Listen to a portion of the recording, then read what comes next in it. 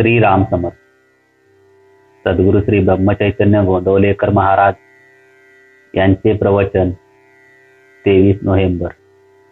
भगवंत कल्पनेच्या पलीकडे आहे. मनुष्याचा स्वभावच असा असतो की आपल्या कल्पनेत जेवढे येते तेवढेच आपण सत्य मानतो, पण आपली कल्पनाच किती संकुचित असते याचा कोणी विचार करीत नाही. जो कल्पनेच्या पलीकडे आहे, जिथे कल्पना थांबते, ज्याला कल्पना बांधू शकत नाही, त्याला कल्पनेने कसे ओळखता येईल? जो ज्ञानाच्या पलीकडे राहिला आहे, त्याला माझ्या तोकड्या ज्ञानाने कसे आजमावता येणार? माझ्या बुद्धीच्या पलीकडे तो आहे, तेव्हा त्याच्या इच्छेनेच त्याचे खरे ज्ञान होणार आहे. अविद्याची हीच की आपल्या कल्पनेने होणारे ज्ञान हेच खरे मानणे.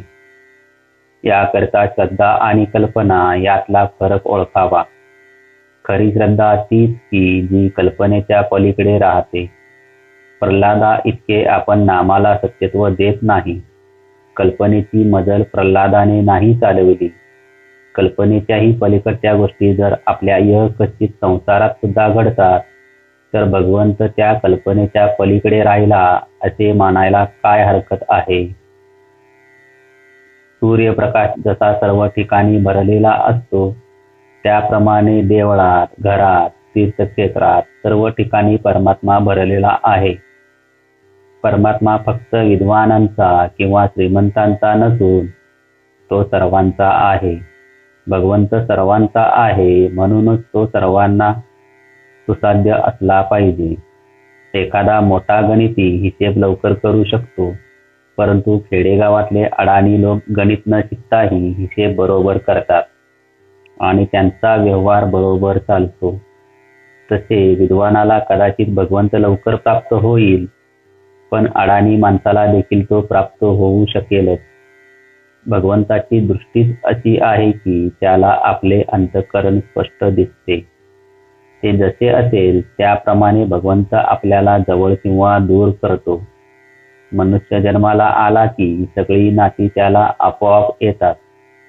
त्याचप्रमाणे परमात्मा आनंदरूप आहे असे म्हटले की बाकीचे सर्व गुण त्यामध्ये आले असे समजावे. जसा मारुतीमध्ये देव अंश होता, तसाच तो आपल्यामध्येही आहे. त्याने तो फुलवला, पण आपण झाकून तो विझवून टाकला. याला काय करावे? मामलेदाराला बरोबर असलेल्या शिपायाची भीती वाटत नाही, चोराला मात्र त्याच्याबरोबर असलेल्या शिपायाची भीती वाटते. त्याचप्रमाणे भगवंत आपल्या पाठीमागे आहे ही जाणीव ज्याला असते, त्याला उपाधीची भीती वाटत नाही, कारण ती त्याच्याच इच्छेने आली आहे अशी त्याची खात्री असते.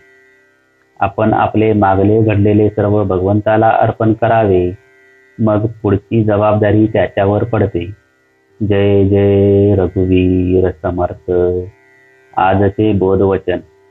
जे निश्चित नाही त्याचे नाव कल्पना होय. देव आहे असे निशंकपणाने वाटणे हे ज्ञान होय. श्रीराम समर्थ.